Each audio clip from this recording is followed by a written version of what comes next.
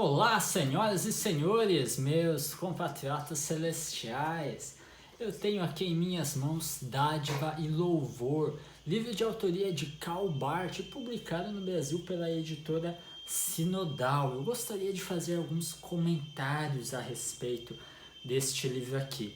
Uma das primeiras coisas é que ele não é assim um livro de tão fácil leitura, não é aquela leitura aprazível, né, prazerosa, que flui muito bem. Não, é uma leitura assim um pouco pesada, um pouco que vai empurrando assim. Eu não sei se isso seria culpa do próprio Karl Barth, né, na sua clareza em se expressar, ou se talvez é por conta dos tradutores. Afinal, né, a tradução não é um processo tão fácil assim, né, não é uma tarefa tão simples e que requer muito. Talvez ali eles não às vezes conseguiram passar tão bem assim, numa linguagem tão clara assim como poderia ser, como a gente vê em outras literaturas. Mas enfim, né, é só um comentário. O livro ele é então uma coleção de pequenos textos de Barth, de pregações, de sermões, que vai desde 1919, né, ou seja, muito antes de toda essa questão de resistência ao nazismo, de guerra, mesmo de Guerra Fria, e vai até então 1960, já um pouco mais próximo do fim da vida de Barth. Então é um período assim longo, né, de textos de diferentes fases da vida de Karl Barth. O próprio Barth ele vai morrer então em 1968, né, 8 anos depois desse último texto que se encontra aqui nesse volume de 400 e alguma coisa, 436 páginas, tá? Então eu queria só fazer alguns comentários aqui a respeito do que me chama a atenção neste livro. Eu confesso que eu gosto mais do Barth enquanto teólogo do que enquanto um comentarista político ou alguma coisa assim, né? Mais pra frente nesse vídeo vai ficar um pouco mais claro o que eu quero dizer com isso. E um dos primeiros comentários do Barth enquanto teólogo se encontra na página 69. E é um dos que eu achei mais interessante. Ele fala o seguinte: como teólogos devemos falar de Deus. Somos, porém, humanos e, como tais, não podemos falar de Deus. Devemos saber ambos, nosso dever e nosso não poder, e justamente assim dar a glória a Deus. Aqui o Barth ele se refere então a essa limitação do ser humano e principalmente no que diz respeito à razão humana de encontrar Deus por si só. Então, da forma como nós acabamos sempre dependendo da autorrevelação de Deus na sua palavra. E nesse sentido eu acho que o Barth é muito feliz aqui na obra, né? Esse é um comentário que eu achei legal.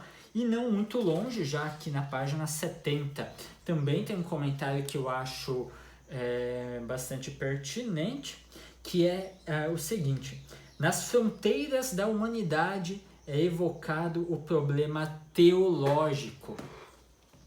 Essa questão das fronteiras da existência, né? O sentido da vida, lá onde se encontra a vida e a morte, onde nós estamos de fato no limite da existência, né? Prestes a adentrarmos um mundo completamente desconhecido, e aí nós nos perguntamos sobre as coisas que realmente valem, as coisas que realmente importam, e é ali que a humanidade acaba sempre pensando em Deus, em vida após a morte, em sentido das coisas. Ali vem a teologia. E também na página 71 tem mais um comentário que vai nesse mesmo sentido, e ele fala o seguinte: o ser humano, como ser humano, clama por Deus, não por uma verdade, mas por a verdade. Não por algo bom, mas por o bem. Não por respostas, mas por aquela resposta que é imediatamente unívoca à sua pergunta. Aqui o que me remete é o predicamento humano. Eu escrevi sobre isso no site do NAPEC, você pode conferir lá, numa dessas eu até deixo o link aqui na descrição desse vídeo, né? O predicamento humano diz respeito há essa necessidade intrínseca no ser humano de encontrar sentido, de encontrar respostas, de encontrar a eternidade, né? C.S. Lewis escreve sobre isso, na verdade vários apologistas escrevem sobre isso. E é interessante notar que nós vimos isto também na cultura secular, né? Onde alguns filósofos ateus talvez se queixam desta falta de sentido de um universo materialista, porque afinal, se nós vivemos em um mundo materialista, então nós não conhecemos um universo diferente do nosso, um universo que tenha sentido. Então, de onde vem esta nossa ânsia por sentido se nós simplesmente não conhecemos nenhuma realidade que efetivamente tenha um sentido verdadeiro, né? Se a gente está em um universo materialista, então tudo isso não passaria de ilusão. Mas de onde vem essa ilusão? É algo para se questionar muito, para a gente conversar muito a esse respeito, né? E os filósofos que tratam a respeito do predicamento humano são uma boa base para uma conversa interessantíssima nesse sentido aí, tá? Eu vou pular agora para a página 97, aonde também há um comentário que eu gostaria de mencionar.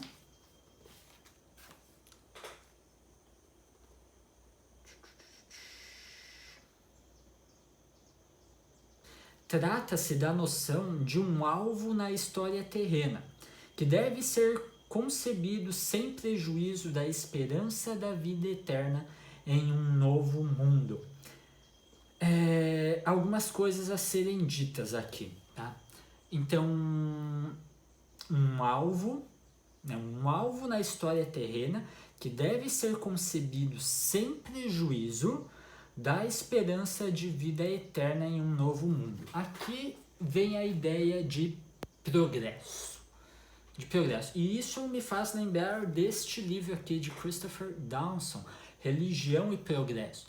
Nesse sentido de escatologia, né? Que a vida ela não é o que é simplesmente um eterno retorno, como algumas religiões orientais vamos dizer, mas é uma história linear, com um começo, com um meio e que terá o seu fim na escatologia. Essa é a origem da ideia de progresso, né? Nós estamos progredindo em direção ao alvo da história, ao fim da história, que, de acordo com a teologia cristã, é no escatos, né? No escaton, na escatologia, no fim dos tempos, onde Cristo vai retornar para buscar os seus, e nós então estaremos no reino do próprio Deus. É claro, existe o contexto de secularização dessa ideia de progresso, então onde nós estaremos progredindo em direção a uma sociedade perfeita aqui e agora, né, na Terra.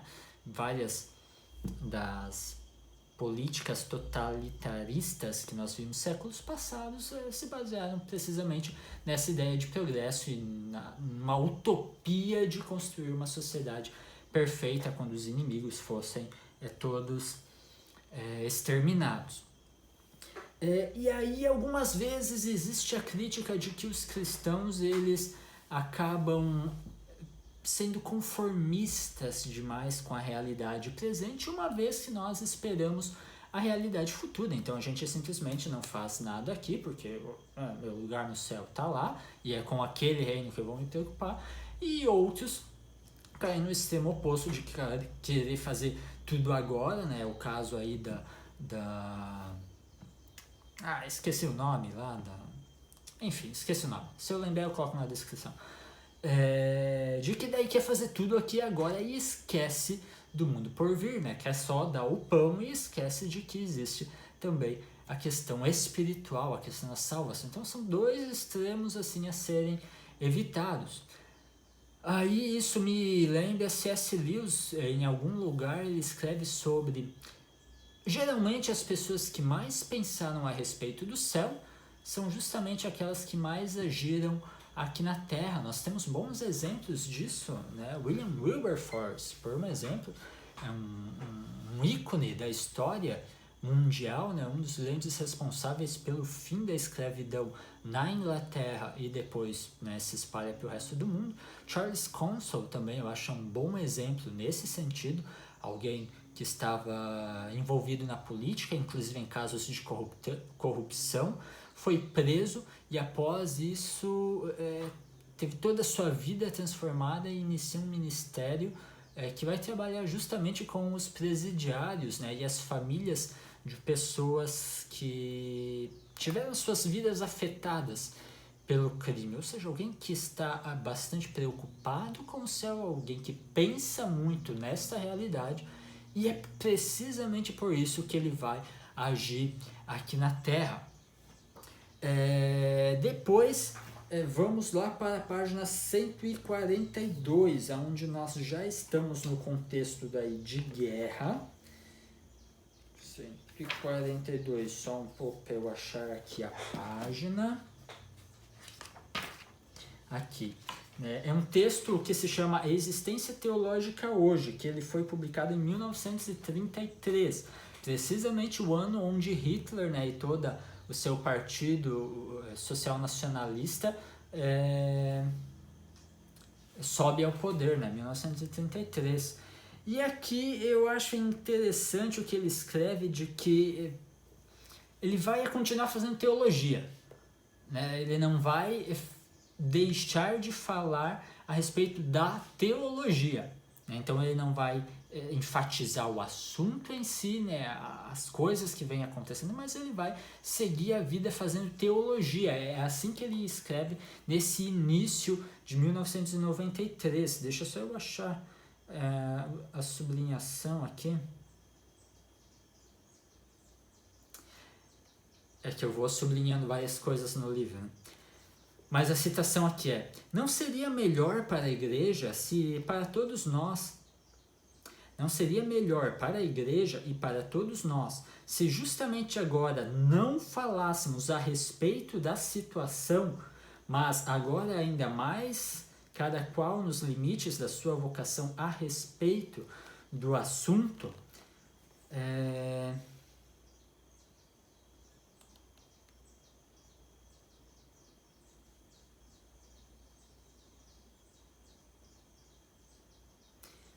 Ele fala aqui sobre, juntamente com seus estudantes, em aulas e exercícios agora como antes e como se nada tivesse acontecido, talvez com um tom de voz levemente mais alto, mas sem referências diretas a fazer teologia e somente teologia.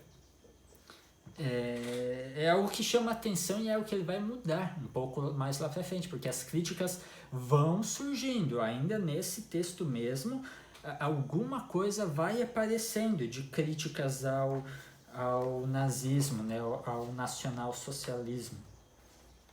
Deixa eu pular para a página 157, que também tem uma citação lá que eu gostaria de fazer. A Igreja crê na instituição divina do Estado, como representante e portador da ordem pública jurídica do povo. No entanto, ela não crê num Estado determinado, portanto, também não no alemão. Nem crê numa determinada forma de Estado, portanto, também não na nacional-socialista. Ela proclama o Evangelho em todos os reinos deste mundo, proclama-o também no Terceiro Reich, mas não sob e nem em seu espírito.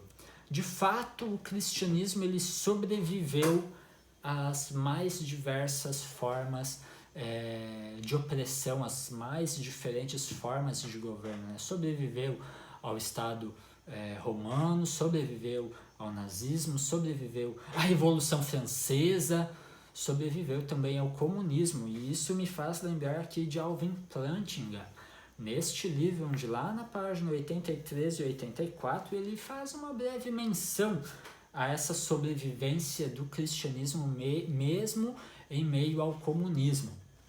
Ele diz o seguinte: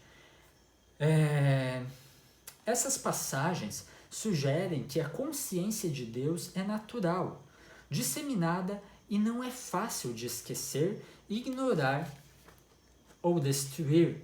70 anos de esforços marxistas determinados, mas fracassados, de erradicar o cristianismo da antiga União Soviética tendem a confirmar isso.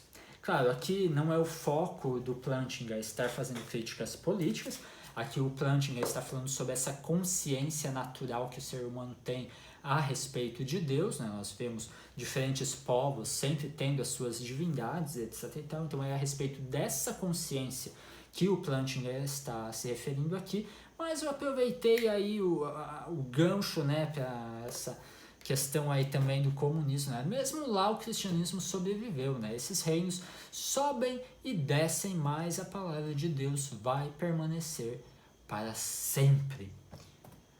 Seguindo então, em 1934, Karl Barth é deposto como professor universitário, porque para ele continuar prestando serviço, ele deveria fazer um juramento ao Führer, né, ao Hitler, e ele se nega a fazer esse juramento incondicional a ele, e portanto, então ele não pode mais prestar serviços à Alemanha, ele é deposto, ele volta para a Suíça, e lá na Suíça é algo interessantíssimo, porque ele vai inclusive servir as forças armadas numa resistência para impedir que o nazismo se propagasse e adentrasse em terras suíças. Ele, aos 54 anos de idade, usou o uniforme e pegou um fuzil na mão para esperar os nazistas aparecerem e descer chumbo neles. Ou seja, o nível de resistência de Barth contra o nazismo é algo assim de tirar o chapéu.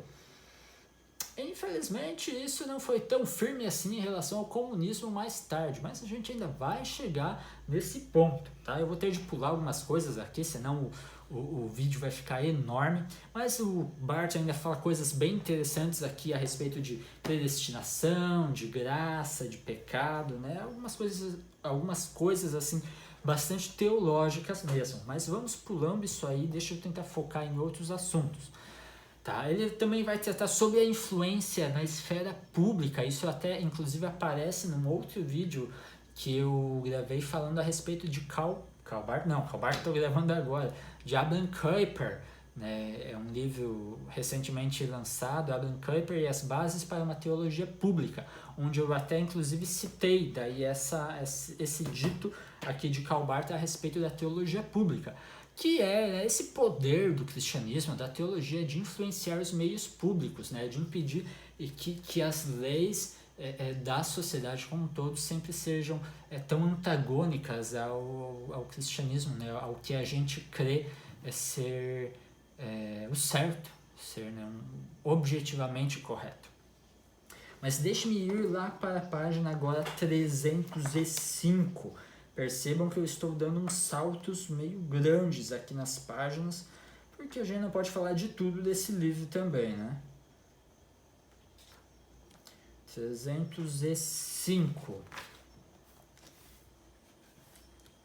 A igreja chama a lembrança do reino de Deus, teologia pública, mas isso não significa que ela espera do Estado que esse aos poucos vá se transformando no reino de Deus. Aqui é algo certeiro do Karl Barth. Então essa é a função da igreja enquanto teologia pública, é apontar para o reino de Deus, defender esses valores do reino de Deus na nossa sociedade. Mas nem por isso nós vamos esperar que o Estado em si mesmo aqui seja ele próprio o reino de Deus, né? Nós, enquanto conservadores, temos plena ciência de que nós estamos num mundo que jaz no pecado, que tem todos os seus efeitos destrutivos do pecado e que, portanto, nós não devemos esperar aqui e agora um mundo perfeito, né? Uma utopia, aqui o reino de Deus instituído aqui por algum governo. Isso não vai acontecer. Isso vai acontecer lá no final, na escatologia, no fim dos tempos. Esse é o progresso, né, teologicamente falando. É o progresso secular, essa ideia de uma utopia, de um mundo perfeito na Terra. Nós temos muito bem ciência que o ser humano ele é caído, ele não tem esse potencial todo de gerir um mundo perfeito. Tá? Então a gente dá esses sinais do reino de Deus aqui, a gente defende, a gente luta bravamente por esses valores, mas a gente sabe que não vamos ter o reino de Deus aqui na Terra. Isso é uma coisa lá para a volta de Cristo. Aí essa questão toda, né, na volta de Cristo é a velha criação que é restaurada, se a igreja é levada, isso é uma discussão teológica que não cabe aqui, o Barth também não entra nessa discussão aqui, tá? Essa é uma outra questão. Vamos chegar agora ao ponto da Guerra Fria, tá? Hitler já foi derrotado, já acabou, nós estamos agora no pós-guerra, então nesse período de Guerra Fria. Aqui o Barth vai enfrentar algumas críticas pesadas, porque o Barth, nós vimos, ele não arredou o pé na sua resistência contra o nazismo, ele pegou em armas, pronto para meter chumbo na galera toda se eles aparecessem lá para invadir a Suíça. Mas quando o assunto era o comunismo de então, a União Soviética, ele meio que baixou as orelhas, né? Ele meio que deu uma amolecida, ele não foi tão firme quanto foi a outra vez, e as pessoas notaram isso e criticaram isso. Na página 349, ele tenta aqui se justificar. Ele fala o seguinte: de fato, carece de qualquer sentido querer citar de um só fôlego o marxismo e o seu acervo de ideias do Terceiro Reich, um homem da categoria de um Joseph Stalin e charlatões como Hitler e alguns outros nomes aqui, entre eles Himmler e Goebbels e outros. Cara, pra mim isso aqui é uma tremenda de uma pisada na jaca do Karl Barth. Notem as palavras que o Barth usa, né?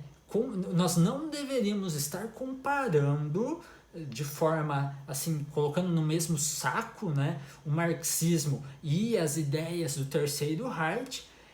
Um homem da categoria de um Joseph Stalin e charlatões como Hitler. Que droga é essa, Barth? Por que para Hitler é charlatão e aí para Stalin um homem da categoria de Stalin? Não, para. Aqui eu preciso me colocar ao lado do Brunner, né? O Brunner com muita firmeza e, ao meu ver, com razão, vai criticar aqui o Barth. E eu quero ler aqui essa citação, que é inclusive citada pelo Franklin Ferreira, aqui em Contra a Idolatria do Estado. Aqui um excelente livro, inclusive, a esse respeito político, tá? Uma dessas não rola um videozinho sobre esse também, né? Esse é um livro muito bacana. E o Brunner, então, respondendo ao Karl Barth, ou acusando o Karl Barth, ele fala o seguinte: embora a doutrina comunista pareça conter certos postulados de justiça social, o nacional-socialismo e o bolchevismo são apenas variantes diferentes da mesma espécie, o totalitarismo. Minha pergunta é, pois, a seguinte: a Igreja não deveria dizer um não convicto, absoluto e inequívoco ao totalitarismo? Ele argumenta mais um pouco, mas eu vou ir para o final. Dizer que o Estado totalitário comunista cumpre certos postulados sociais que o cristão pode aprovar é repetir o mesmo discurso que se fez antigamente sobre o nacionalsocialismo, quando se desejava que os cristãos aprovassem o regime devido às suas magníficas conquistas sociais. Mas não sabemos, como cristãos, que o diabo dá sempre um jeito de misturar a mentira a elementos de verdade? Aqui eu tenho que, assim, dar toda a razão para o Brunner, né? E o Barth, ele tenta ainda, né, se dar os seus pulos ali, se contorce. Aí ele vai argumentar que o nazismo não é aceitável porque o nazismo tentou reinterpretar o cristianismo, fez de Jesus um ariano, fez todas aquelas coisas lá dos cristãos alemães e tal. Tudo bem, isso realmente aconteceu. E que daí o comunismo não teria feito isso. O que vai daí totalmente contra o que eu já gravei num outro vídeo também a respeito aqui do Peter Hitchens, que vai expor todo esse processo lá na União Soviética para tentar extirpar o cristianismo de lá. O Barth, ele parece ir contra o que nos conta aqui o Peter Hitchens. Ele acha que o comunismo se manteve simplesmente inerte, né? Simplesmente neutro no que dizia respeito ao cristianismo. Ele não tentou perverter o cristianismo como fez o nazismo, né? Reinterpretá-lo, e também não expulsou, né? Simplesmente admitiu-o em seus territórios na esperança de que mais tarde, né, uma vez feita a revolução do proletariado, a religião acabaria por sumir por si mesma, afinal ela é o ópio do povo, né? E não é o que nos conta o Peter Hitchens. Aqui nós vemos que o cristianismo foi de fato positivamente extirpado, né? Tiveram ações positivas, não de positivo no sentido de, pô, que legal essa atitude, mas que eles agiram na direção de tentar eliminar o cristianismo, e não foram simplesmente inertes, né? Simplesmente neutros ali. 350, tem alguma citação que eu quero fazer. Observa-se,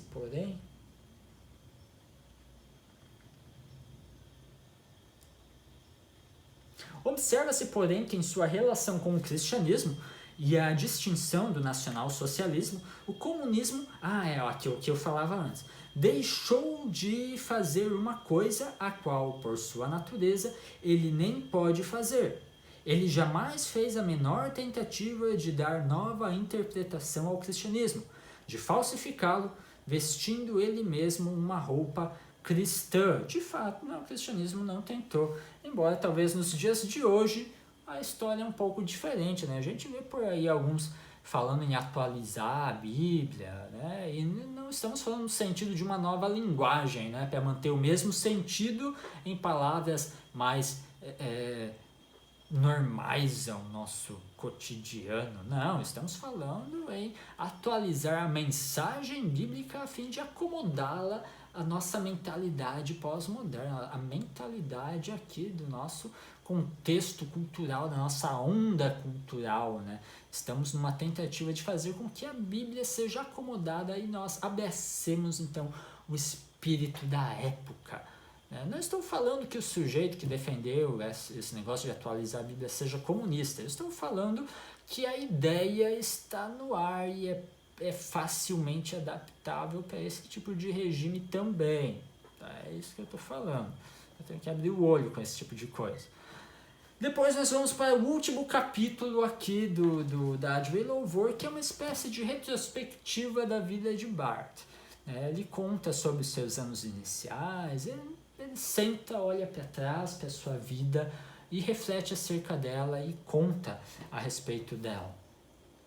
Ele trata mais uma vez dessa questão, né, de ter resistido firmemente ao nazismo e depois daquela murchada quando o assunto é o comunismo. Deixa eu ir lá para a página 424, porque eu acho interessante a forma como ele diz. Quando o assunto era nazismo, ele pegou fuzilzão na mão. E aí depois, durante a Guerra Fria, ele fala o seguinte, né? Penso, ao invés, que o lugar cristão deve ser procurado acima da contraposição hoje existente entre leste e oeste, ou seja, né, Ocidente, Estados Unidos e a União Soviética. Ou seja, quando o assunto foi Guerra Fria, ele meio que vamos transcender isso, né? Deixa eles resolverem isso entre eles, né? E a gente tá em outra realidade, né? Me parece que ele foi um tanto evasivo, né? Com o nazismo ele foi tão firme, né? E com razão foi machão, sei lá, me pareceu que ele tirou muito corpo fora ali, não sei. E depois 424, pelo menos ele fala aqui também abertamente que ele não é comunista, né? Que ele também não apoia aquilo. Não que eu pudesse sentir dentro de mim qualquer tipo de simpatia para com o comunismo do leste, considerando o modo como ele se apresentou a si mesmo até agora, eu decididamente prefiro não ter de viver sob a sua égide, e a ninguém desejo ser forçado a tal. Bom, pelo menos aqui, né, o Karl Barth fecha assim a história dele deixando claro a sua posição, que também não é um cara que está abraçando o comunismo. Eu só acho que ele deveria ter sido também mais firme ali. Ele tenta explicar aqui no livro os motivos pelos quais ele não o foi, mas eu sinceramente acho que foi um erro na sua vida. Enfim, esses são os pontos mais interessantes, ao meu ver, nesta obra, Dádiva e Louvor, de Karl Barth. Eu fico por aqui. Até mais.